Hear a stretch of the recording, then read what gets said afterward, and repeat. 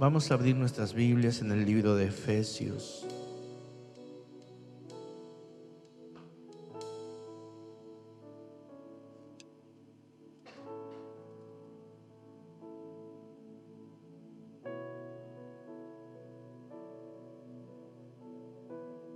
Efesios capítulo 1, cuando lo tengamos.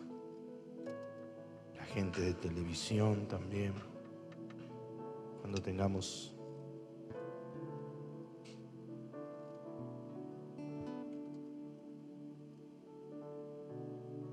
Quiero compartir con ustedes esto.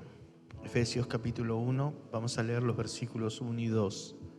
Y dice así: Pablo, apóstol de Jesucristo, por la voluntad de Dios, a los santos y fieles en Cristo Jesús, que están en Éfeso, gracia y paz a vosotros, de Dios nuestro Padre y del Señor Jesucristo.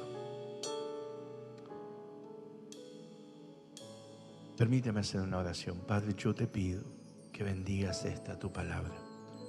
Te lo pido en el nombre de Jesús. Señor, cumple tu propósito a través de ella. Gracias, Dios. Amén y amén. Me gusta mucho esta introducción, que es muy similar al libro de los Colosenses, porque el apóstol Pablo le escribe a los creyentes, a la iglesia de Efesios, o de Éfeso, como usted quiera. Le escribe y le habla de una realidad en la que ellos estaban viviendo. Y es la misma realidad en la que vivimos hoy nosotros. Él dice a los santos y fieles en Cristo Jesús que están en Éfeso. Y eso habla de personas que habían aceptado a Jesús, que habían creído en Jesús. Santos y fieles tiene que ver con personas que habían elegido una manera de vivir. La palabra santo significa apartado, literalmente.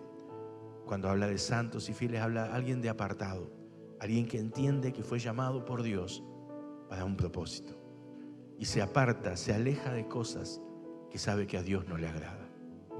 Y la palabra fiel tiene que ver con alguien que es constante y comprometido con sus afectos, con sus obligaciones, con sus ideas. Entonces, cuando habla de santos y fieles, habla de alguien que literalmente ha aceptado a Jesús, que se aparta de cosas para agradar a Dios, para cumplir los propósitos de Dios, que decide ser fiel a sus ideas, a sus convicciones, a las enseñanzas. Eso está hablando el apóstol Pablo. Está diciendo, hay gente que es cristiana, los santos y fieles, pero que están en Éfeso. Y Éfeso representaba la ciudad donde vivían, que era una ciudad y una sociedad alejada de Dios. Era una sociedad sin Dios. Era una sociedad que, por ejemplo, tenía la diosa Diana. Era una sociedad que tenía sus ideales, sus metas, sus cosas. Pero era o representa Éfeso la realidad natural en la que vivían. Lo mismo sucede hoy en día. Hoy en día, si Pablo nos escribiría a nosotros, él diría a los santos y fieles que están en Rosario, por ejemplo, y a las personas que decidieron elegir vivir con Cristo en su corazón, caminar con Él, servirle, ser fiel, pero que están en Rosario, que están en Varadero, ¿no? Te imaginas la gente de Varadero, pero que están ahí, que están en medio de una sociedad que tiene sus cosas, que tiene sus problemas, sus dificultades. Y eso habla de una realidad que nosotros enfrentamos toda la vida. Estamos en Cristo, pero estamos en Rosario. La semana que viene o la otra hay que pagar la boleta de luz, por ejemplo, o la de gas, y hay que enfrentar los problemas que tenemos en el día, en la escuela, en la calle, porque vivimos en una sociedad, vivimos en este mundo. No estamos flotando en el aire, no somos extraterrestres. Tenemos una idea, hemos aceptado a un Dios, pero estamos inmersos en un mundo. ¿Y por qué yo les hablo de esto así literalmente? Porque enfrentamos las dificultades que enfrentan todos. Cuando hablamos, por ejemplo, de la inseguridad que se habla tanto en estos días, la inseguridad es para todos, es para el creyente o para el no creyente. Cuando hablamos de dificultades en la economía o de bendiciones, es para todos, para el creyente, para el no creyente. O sea, todos enfrentamos esas realidades. Ahora el apóstol aquí dice, para estos santos y fieles, gracia y paz. Es lo que él pide. La gracia es el favor inmerecido. La palabra que se utiliza para gracia en el original es una palabra que hasta se utilizaba en relación a las finanzas. Mira lo que le estoy diciendo. La palabra paz tiene que ver con una paz interna, pero también externa. O sea, lo que el apóstol desea es que la iglesia tenga paz, tenga gracia, que disfrute de la gracia es un favor inmerecido, que disfrute de las bendiciones que Dios nos da aún cuando son inmerecidas. ¿Qué significa eso? Aún cuando no hicimos todo lo necesario. A ver, para que usted tenga una idea, recién presentábamos a los niños. Yo creo que los papás no les dimos de comer a nuestros hijos. Digo, le dimos porque ya no me queda ninguno en casa, solo uno. Pero yo no ponemos el plato de comida porque se lo merezcan. ¿Qué puede hacer un niño de 1 o 2 años, de un bebé, para merecerse? Ponemos porque es gracia, es favor inmerecido. Y Dios, el apóstol dice, gracia, hay gracia para ustedes. Hay paz para ustedes. Hay paz interna en medio de sus tormentas. Están en Dios, pero paz externa. Porque el mismo Dios que quiere darte paz en medio de los conflictos es el mismo Dios que quiere traer paz a tus situaciones. ¿Usted me está siguiendo? Entonces yo pido que usted empiece a entender lo que Dios está proponiéndole. El apóstol Pablo está empezando a decirle, yo sé que ustedes creen en Dios, pero sé que enfrentan una realidad todos los días. Y quiero decirles que el propósito de Dios es que tengan gracia y paz, que disfruten de los beneficios que Dios tiene para ustedes y que tengan esa paz interna, pero también externa. Es más, Romanos, me gusta mucho Romanos capítulo 8, no hace falta que lo busque, pero yo se lo quiero leer. Romanos capítulo 8 dice, ¿quién nos separará del amor de Dios? Versículo 35 al 37 para el que toma nota. Escuche esto, tribulación, angustia, persecución, hambre o desnudez, peligro o espada. Antes en todas estas cosas somos más que vencedores. Ahora escuche esto, tribulación, angustia, persecución, hambre, desnudez, peligro, espada. No son cosas espirituales, son las cosas naturales a las que esa generación se estaba enfrentando. Ellos se estaban enfrentando a persecuciones, a espadas, a peligros. Ellos estaban pasando por angustias, por tribulaciones. Y a ellos el apóstol le dice, ustedes son más que vencedores. Está hablando de ser más que vencedor en las cosas de esta tierra. Nosotros hoy no enfrentamos espada, tal vez podemos enfrentar tribulaciones, angustia, hambre, cierto grado de persecución. Nosotros no tenemos las luchas de eso, pero tenemos el mismo destino, ser más que vencedores. No está hablando de las cosas espirituales. Si usted sigue leyendo este capítulo, va a ver que después sí habla de las cosas espirituales y habla de principados, de potestades, de todas esas cosas, de lo presente, de lo porvenir, pero aquí está hablando de lo natural. Entonces tenemos un Dios que sabe dónde vivimos. Tenemos un Dios que sabe los problemas que enfrentamos. Tenemos un Dios que sabe lo que tienes que enfrentar mañana, la semana que viene. Tenemos un Dios que sabe lo que estás viviendo y lo que estás pasando. Y ese Dios quiere que seamos más que vencedores. Ese Dios quiere que tengamos paz en esta tierra, que veamos la gracia de Dios en esta tierra, que veamos la bendición de Dios en esta tierra. Ese Dios quiere que te vaya bien. Yo tengo que entender esto. Yo crecí, por decir, era un jovencito cuando llegué a la iglesia, y yo escuché decir, la iglesia es muy linda, pero hay que enfrentar un mundo después. Y he escuchado a esta gente decir las cosas de la iglesia no se puede porque la vida es dura, porque en la vida hay esto, lo otro. Y llenaron la mente de una gran mentira y disociaron, dividieron. Como diciendo, las cosas que se hablan en la iglesia son para el momento de la iglesia, para tu vida espiritual, para tu alma. Pero las cosas del mundo hay que enfrentarlas de otra manera. Y eso es una gran mentira, una mentira del diablo, para tenerte como creyente, pero en derrota. Lo que Dios quiere es que te vaya bien. Lo que Dios quiere es que prosperes. Lo que Dios quiere es que tengas victoria en todas tus luchas, aquí en la tierra. Dios quiere que aquí seas próspero. Dios quiere que aquí tengas paz. Sí, cuando nos morimos vamos a tener paz en el cielo, no vamos a llorar más, está bárbaro. Pero Él quiere que aquí disfrutemos también esas cosas.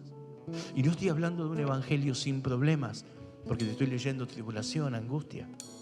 Te estoy hablando de un evangelio que te da victoria a pesar de los problemas o sobre los problemas. Y esa victoria la plantea el apóstol Pablo diciendo: yo sé, inspirado por el Espíritu Santo, es como diciendo, Dios sabe que ustedes viven en Efeso. Dios sabe que ustedes viven en Rosario, en Varadero, en Baigorria, en Capitán Bermúdez, no sé, en Roldán. Dios sabe dónde viven. Y Barlucea, Dios sabe. Y Dios sabe lo que enfrentas cada día. Y en eso te quiere hacer más que vencedor. Dios sabe el ambiente donde te mueves, la sociedad donde te mueves. Quiere hacerte más que vencedor. Y para hacerte más que vencedor no es solamente un deseo. Escuche esto, Dios te equipó. Decirle al que está a tu lado, si querés, si me podés ayudar, tenés confianza, decirle: Dios te equipó. Te equipó.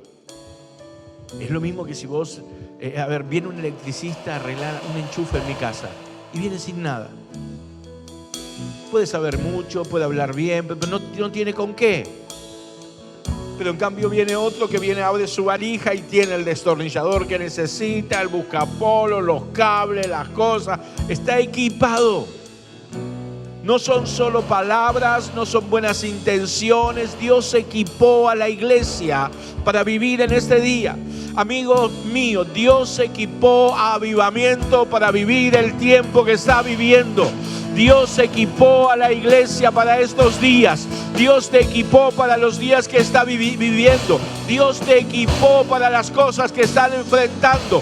Dios te equipó para las bendiciones y las conquistas que Él te quiere dar. Te equipó. Te equipó. Usted verá, pastor, ¿cómo Él me equipó? Sí. Hay tres cosas, muchísimas. Pero hay tres que son la base de todo el equipamiento que tenemos para enfrentar nuestra vida. La primera es estar en Cristo. Porque dice a los santos y fieles en Cristo Jesús. Eso es bueno. No es santos y fieles a una religión. No es santos y fieles a una doctrina, a un dogma o a una creencia o a una ideología. Es santos y fieles en Cristo. En Cristo habla de personas, por ejemplo, como ustedes, que se congregan, que tienen comunión, que quieren tener comunión con Dios. En Cristo. El mismo libro de Efesios, en el capítulo 2, versículo 19. 2:19. Si lo tenemos en pantalla, ese lo vamos a leer. Efesios 2:19. Dios nos puso en Cristo. Mire lo que dice Efesios 2:19, lo vamos a ver ahora en pantalla. Pero nos puso en Cristo. Dice: en quien todo, así que ya no sois extranjeros ni advenedizos, sino conciudadanos de los santos y miembros de la familia de Dios. Perdón, tengo mal el pasaje, pero dice que en Cristo o con Cristo estamos juntamente crucificados, pero dice que estamos sentados con Él en lugares celestiales. Dice que estábamos muertos en nuestros delitos y pecados y nos dio vida y nos sentó con Él en lugares celestiales. ¿Quién de ustedes está sentado con Cristo hoy en lugares celestiales? No me diga por la fe. Mirá al que tenés a tu lado, cara de Cristo no tiene. ¿O no? 2:6, gracias Mauro, Efesios 2:6, para que los que anotan. Estar con Cristo sentado en lugares celestiales. ¿Qué significa eso? Estar con Cristo en lugares celestiales tiene que ver con autoridad y con dominio. Porque la Biblia dice que cuando Cristo venció en la cruz del Calvario, todas las cosas fueron puestas debajo de sus pies. Todas. O sea, Dios puso al creyente en un lugar de autoridad espiritual. Por eso Jesús le dijo a Pedro: todo lo que atares en la tierra será atado desde los cielos, y todo lo que desates en la tierra será desatado desde los cielos. ¿Qué le está diciendo? Ustedes están en la tierra, pero lo que ates va a ser atado, y lo que desates va a ser desatado. Está hablando de autoridad. Dios equipó a la iglesia con autoridad, y nosotros sabemos que lo espiritual tiene poder sobre lo natural. Lo sabemos nosotros. Nosotros llegamos a la iglesia, digo nosotros porque mi familia llegó a la iglesia conociendo esto sin ser creyentes. Porque llegamos a la iglesia porque como familia enfrentábamos problemas, circunstancias, situaciones que empezaron a buscar en los curanderos y allí en los que tiraban cartas y todo eso. Y Esilda andaba por ahí con todas esas cosas, ya ahí, todas esas cosas así, y andaban en el paganismo puro. Dios después fue bueno, tuvo misericordia. Ahora, ¿por qué una persona va a un curandero? Porque la persona, y aquí volviendo, la persona entiende que lo que está enfrentando es más fuerte que lo que él puede resolver. No puede salir por sus medios. Entonces recurre a algo que considera superior. Por eso, lo espiritual es sobre lo natural. Por eso las cosas se atan y se desatan en lo espiritual para que después se vea en lo natural. Por eso usted es llamado a orar. Por eso te dice Dios: entra a tu secreto y ora a tu Padre que está en lo secreto. Y tu Padre que ve en lo secreto te recompensa. ¿Dónde? Anda a tu lugar secreto, orá, atá, desatá, declará, pedí. Y eso se ve reflejado en lo natural. ¿Por qué? Porque Dios equipó a la iglesia de autoridad. Yo tengo autoridad para orar. ¿Por qué oramos por Argentina? Porque hay autoridad en la iglesia. La iglesia tiene autoridad para que las cosas cambien. Usted tiene que entender eso. Dios te puso en un lugar de autoridad. O entras a tu casa y tu casa es un desastre. Todo está dado vuelta. Hay divisiones, hay problemas, hay gente atada a pecados, a vicios, a esto. ¿Para qué crees que Dios te puso en tu casa? ¿Para qué te dio autoridad? Si no es para desatar y para atar. Para desatar la bendición, para desatar a las personas, para desatar las situaciones, para que los yugos se rompan. La Biblia dice: a causa de la unción el yugo se pudrirá. Y no estaba hablando de cosas espirituales, estaba hablando de Madián, de un pueblo que venía y saqueaba a Israel y lo dejaba sin nada. Le está diciendo: esto que te está robando, esto que te está quitando la bendición, esto que está haciendo que no disfrutes de lo que Dios te da, de la prosperidad que Él te da, esto se rompe con unción, esto se rompe con poder de Dios. Y Dios equipó al creyente de autoridad para entrar, atar, desatar. Por eso Juan dice que la luz resplandeció contra las tinieblas y las tinieblas no prevalecen contra ella. Cuando Dios entra a una vida, entra para cambiar las realidades. Cuando Dios llega a tu vida, llegó a tu casa, ¿para qué? Para cambiar las cosas. Yo tengo que entender, la autoridad espiritual la tiene el creyente. Y lo que pida va a suceder. Dios lo equipó con autoridad en Cristo. Dios lo equipó con una poderosa palabra. Dios te dio la palabra. Decirle al que está a tu lado, la palabra. La Biblia no es un libro de historias religiosas. Cuando Dios le da la ley a Israel en Deuteronomio, dice, Dios le da la ley y le dice esto para que las naciones vean que ninguna otra nación tiene un Dios tan cercano como Dios está de ustedes. Pero segundo, esta ley que Dios les dio, yo estoy parafraseando, esta ley que les he dado será vuestra sabiduría delante de los demás pueblos de la tierra. Ellos verán que son una nación sabia porque tienen leyes. En otro capítulo de Deuteronomio, capítulo 7, Dios le dice, Dios le habla en capítulo 7 de Deuteronomio 39, dice, aprende pues hoy y reflexiona en tu corazón que Jehová es Dios arriba en él y abajo en la tierra. Dios es arriba en el cielo y es abajo en la tierra. No sé decir a alguien, pero Dios es Dios de esta tierra. Aquí es Dios, aquí es Señor y no hay otro. Guarda sus estatutos y sus mandamientos, los cuales yo te mando hoy para que te vaya bien a ti y a tus hijos después de ti y prolongues tus días sobre la tierra para siempre. Guarda los mandamientos para que te vaya bien a ti y a tus hijos después de ti. Nos dio una ley, nos dio una palabra.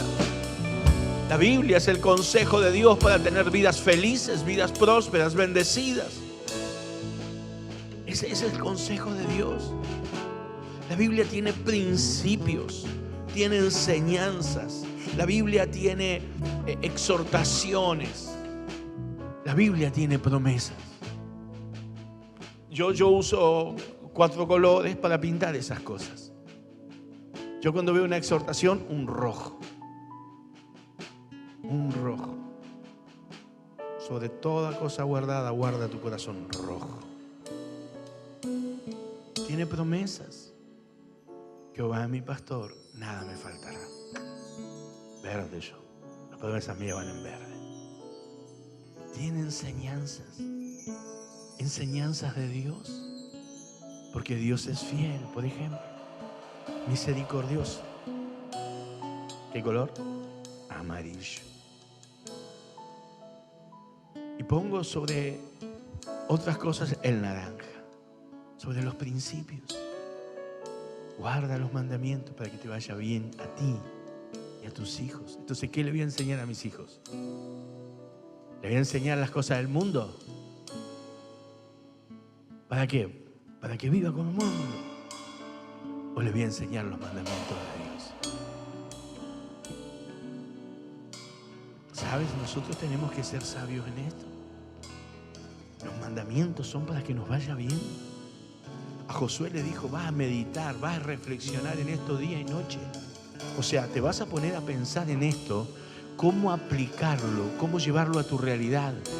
Porque si vos te pones a pensar cómo lo aplicás y cómo lo llevas a tu realidad, lo que vas a hacer prosperar tu camino y todo te saldrá bien. Vas a hacer que tengas éxito en la vida. Vas a hacer que seas un varón, una mujer próspera en la vida. ¿Cómo? Cuando agarrás esto y le decís, Señor, ¿cómo hago para aplicarlo? Ahora yo te digo con el mandamiento que se quedaron todos. Pero ¿cómo a mi hijo en un mundo como este le voy a decir que ponga la otra mejilla? Tenés 1.000.000 de mandamientos y vos agarrar el mandamiento, reflexionalo, pensalo y enseñale cómo aplicarlo sin que él sufra en este tiempo. Entonces vas a ver que cada situación, por eso Dios te manda a meditar en la palabra. ¿Cómo lo aplico? ¿Cómo lo hago una realidad en mi vida? Ay, ¿cómo voy a perdonar con lo que me hicieron? Me lo van a volver a hacer. ¿Y dónde dice Dios que perdonar es volver a exponerte? Entonces reflexioná, pensá, pedí el consejo. ¿Cómo lo aplico en mi vida?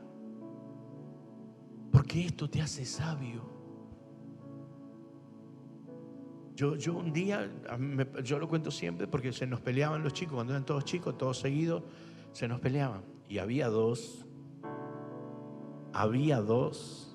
que eran, esos dos se miraban y ya se peleaban, ¿o no? Parecía mentira, esos dos siempre caían juntos en la mesa. ¿Vos podés creer? Y se ponían juntos y terminaban peleando en la mesa. Vos tenías que agarrar y pasar uno de un lado al otro del otro lado ahí. Siempre se peleaban. Entonces nosotros agarramos un versículo. Así como queréis que los hombres hagan con vosotros, haced vosotros con ellos. Entonces, ¿cuál es la idea? ¿Cómo te gustaría que te traten?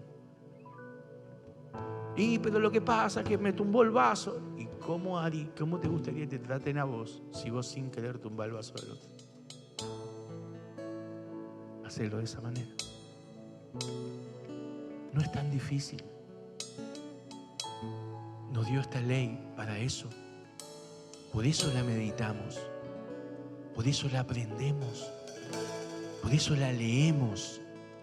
Para tener cómo solucionar los problemas que enfrentamos. Para poner principios. El principio es el primer estado de algo. Principios que van a tener resultados mañana. Si yo este principio que hablé recién como ejemplo lo pongo como principio, mira, acá en casa vamos a tratar al otro como me gustaría que me traten a mí. Te va a costar al principio, pero vas a ir formando una realidad diferente. No sé si me está siguiendo, ¿lo entiende? Pero yo tengo que poner en práctica el principio. Dios me equipó, me dio la Biblia. Con mi esposa nosotros al principio, ahora obviamente también, pero al principio decíamos, ¿qué dice la Biblia? Hay que resolver algo, hay un conflicto, hay diferentes de opinión. ¿Qué dice la Biblia? Porque el consejo sabio es la Biblia, no es lo que yo pienso ni lo que usted piensa. Porque lo que yo pienso y lo que yo creo está viciado por mi falta de capacidad de conocer lo que no conozco. Está viciado por mis límites, está viciado por mis razonamientos, está viciado porque no puedo conocer, por ejemplo, el corazón del otro ni la vida del otro. Pero lo que Dios dice es eterno. Cielo y tierra pasarán, pero su palabra no pasará. Ahí en la Biblia. Es el consejo, nos equipó con el consejo. A veces nosotros no prestamos atención a esto. Y por último, yo permítame hoy que me extienda, pero hoy estoy hablando, estoy enseñando porque hay algo que me preocupa. Por último, nos dio el Espíritu Santo. Me encanta el Salmo 32, versículo 8. Ese fue mi devocional esta mañana, personal. Te enseñaré, te mostraré el camino por donde debes andar. ¿Sabe qué está diciendo Dios? Te haré entender, te enseñaré, te guiaré por el camino que debes andar. Nos dio al Espíritu Santo para que nos haga entender. Yo hay situaciones en mi vida que no las entiendo. ¿Por qué me tocó pasar esto? ¿Por qué viví esto? ¿Por qué estoy viviendo esto? No sé cómo resolver cosas. No sé cómo alcanzar las otras. Y qué, Señor, ¿y qué hago? ¿Y qué decisión tomo? Y ahí voy a orar y le digo, Señor, tu palabra dice, te haré entender. Haceme entender, mostrame, abrime los ojos, haceme ver, sacame de mi obstinación, sacame de mi propio pensamiento, sacame de mis ideas, haceme entender la realidad, mostrame lo que hoy no puedo ver, enséñame sobre qué está pasando, por qué está pasando, enséñame, haceme ver, mostrame y guíame por donde tengo que ir. Mi amigo, una persona guiada por Dios es una persona invencible. David era guiado por Dios. Él toda su vida, cada batalla la enfrentaba y buscaba la guía del Espíritu Santo. Nunca perdió una sola batalla en toda su vida, porque Dios lo guiaba. Solo una vez sufrió pérdida David en su vida. Solo una vez. Primera de Samuel. Él dice que David un día dijo: al final, esto que está pasando, Saúl lo estaba persiguiendo, él se desanimó, él se bajoneó, como decimos nosotros. ¿Y sabe qué hizo David? Dijo: al final Saúl me va a matar algún día. Cuando David tenía promesas, dijo: Saúl algún día me va a terminar matando. ¿Qué hago? Me voy a la tierra de los filisteos. Él decidió, siguiendo sus emociones, su padecer. ¿Y sabes qué pasó en la tierra de los filisteos? Salió con sus valientes y aprovecharon los amalecitas y vinieron y saquearon el campamento. Se les llevaron sus hijos, su mujer, se llevaron sus bienes, lo de todos los valientes. Quemaron el resto del campamento, le saquearon todo. Porque tomó una decisión basada en sus emociones, en lo que estaba pensando él. Y cuando vuelven al campamento los valientes y ven todo eso, se ponen a llorar. La Biblia dice que lloraron hasta que le faltaron las fuerzas. Los valientes de David querían apedrear a David, pero la Biblia dice que David se fortaleció en Jehová. Y él va al sacerdote y le dice: ¿qué hago? ¿Sigo a esta gente o no la siga? Y Dios le dice: seguilo, porque ciertamente vas a recuperar las cosas. Y David sale y no solo recupera, sino que trae un gran botín. Y la gente gritaba el botín de David una sola vez. Siguió su instinto, su sentimiento, su pensamiento y le fue mal. Y la entendió rápido. Esto se soluciona siguiendo a Dios. Esto se soluciona siguiendo a Dios. Y le estoy hablando a alguien que tal vez ha perdido por seguir sus propias emociones, su propio pensamiento. Te lo digo, esto se soluciona siguiendo a Dios. Buscar al Espíritu. Por eso desde este púlpito te hablamos de la comunión. Y yo sé lo que pasa con algunos. ¿Sabes qué dice? Pero el Espíritu Santo le habla al pastor. ¿Qué me va a hablar a mí? Yo te digo mi experiencia. Yo le digo: Señor, necesito que me hables. Que me hables. ¿Y sabe qué me ha pasado? No sentía nada, porque no conocía su voz. Y yo digo: a mí no me habla. Y oro y no me habla. Y por ahí leo un versículo. Está lindo este versículo, yo lo marqué. Y después me doy cuenta que era la respuesta. Dios me había hablado. Sentí algo en mi corazón. Tenía paz en ir para este lado, pero no tenía paz en ir para este. Y un día aprendí: busca la paz y síguela. Dios te va a enseñar, te va a guiar. Ustedes me están siguiendo. Dios equipó a la iglesia, te dio autoridad, te dio la palabra y te dio el Espíritu Santo. ¿Cuál es el problema? El problema es cuando la iglesia tiene autoridad y en lugar de ejercer la autoridad está cubierto de autoconmiseración.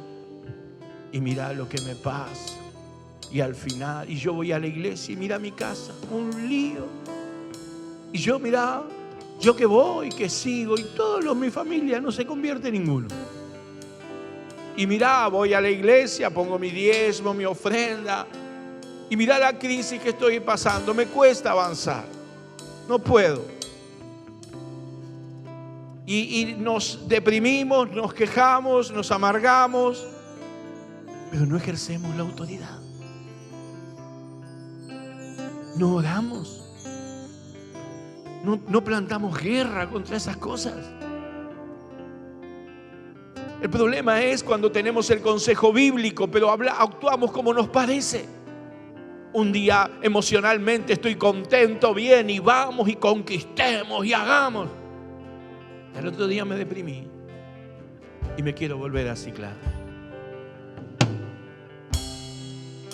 Me dejo guiar por mis emociones. No le pregunto al Espíritu Santo para tomar decisiones. Yo les voy a contar cosas que a mí me pasaron cuando nosotros llegamos a Olavarría. Por primera vez fue una palabra que tocó mi corazón y luché unos meses ir al lugar donde yo tenía que ir. Y yo le he dicho a Dios: Señor, pero hay cosas que no me gusta esto, o pues, Señor, esto no sé. Yo reconozco que cada vez que voy tengo una palabra. ¿Cómo puedo decir? Me queda más cerca Buenos Aires para ir a alguien que me aconseje o buscar. Había ido a una iglesia allí. Y el pastor, yo lo miraba y decía: el pastor no sé. Yo parecía que ni me saludaba al principio. Digo: Señor, este es el pastor. Y Dios habló claro conmigo. Me dijo: no estás donde vos querés, estás donde yo te puse. Estás donde yo te puse. Y hoy les digo con todo mi corazón: amamos a nuestros pastores, son nuestros consejeros, son amigos cuando lo tienen que ser, son pastores cuando lo tienen que ser, están a nuestro lado, se preocupan por nosotros. Pero en un momento yo tuve que seguir mis emociones o hacerle caso al Espíritu. Y cuando el Espíritu me dijo: yo te puse ahí, dije: vos, no se discute más, dame amor, dame las cosas, porque yo quiero estar bien donde tengo que estar. Pero el problema nuestro es que nos cuesta seguir al Espíritu, nos mueven las emociones. No sé si me está siguiendo. Entonces, teniendo todos para ser personas de conquistas, de triunfos, no lo hacemos. A veces decimos: pero Dios me dice de prosperar y me está en la economía, me está costando y no llego y me cuesta. Mirá, mi amigo, a Elías se le secó el arroyo porque estaba viviendo tiempos de sequía. Pero él oró y Dios lo llevó a la casa de la viuda y le dijo: de la viuda vas a estar hasta que Dios haga llover sobre la tierra. Y un día Dios hizo llover sobre la tierra. Mi amigo, tu bendición viene cuando yo sigo a Dios, sigo al Espíritu Santo, cuando oro, cuando tengo su palabra.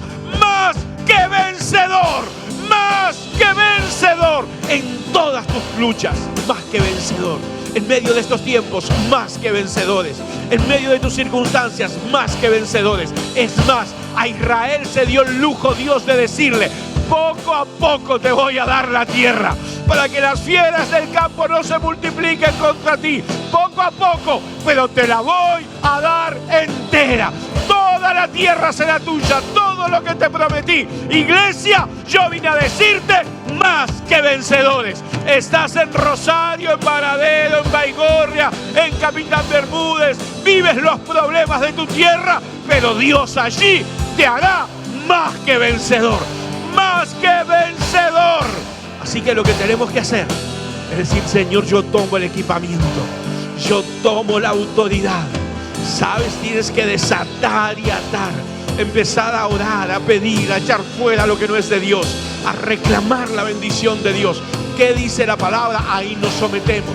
¿Qué dice el Espíritu? Para ahí vamos. Y cuando hacemos eso, más que vencedor, más que vencedor, más que vencedor.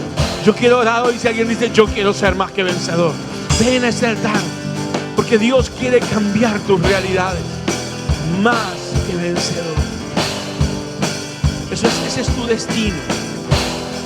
Más que vencedor. Yo veo gente pasar con sus chicos, recién los vi. Yo quiero que inculquen esto a los hijos: más que vencedores. Más que vencedores. No que los hagan orgullosos. Yo no quiero hacer a mis nietos orgullosos ni a mis hijos, porque el orgullo es un pecado. Pero que entiendan esto: más que vencedores. Yo hay una palabra que siempre les digo a ellos: mi techo será el piso de ustedes. Eso tienes que decirle a tus hijos: mi techo será el piso de ustedes. Y yo trabajo para dejar el techo lo más alto que pueda, porque tu techo será el piso de ellos. Pero pastor, mi hijo ni viene a la iglesia. Desatalo. Atalo a Dios. Oseas dice: cardos y espinos te produzca la tierra. Señor, si se aparta cardos y espinos, pero que tenga que volver a ti. Usted me está siguiendo. Un gran hombre de Dios tenía a su hijo en el mundo. Y la oración de la pastora era esta: cardos y espinos. Y un día vino el hijo y le dijo: vuelvo a la iglesia porque no me sale una. Que sea lo que tenga que ser, pero que ellos lleguen a Dios, porque ahí son más que vencedores. Yo quiero orar. Señor, haznos gente que confíe en ti. Haznos gente que esté en Cristo. No que tenga una religión, que esté en Cristo. Ser cristianos. Gente que eligió una manera de vivir. Gente que creyó en Jesucristo. Haznos así. Yo quiero ser cristiano. Yo no quiero ser un religioso, una religiosa. Yo quiero ser un cristiano. Yo quiero ser una persona de la palabra y del Espíritu.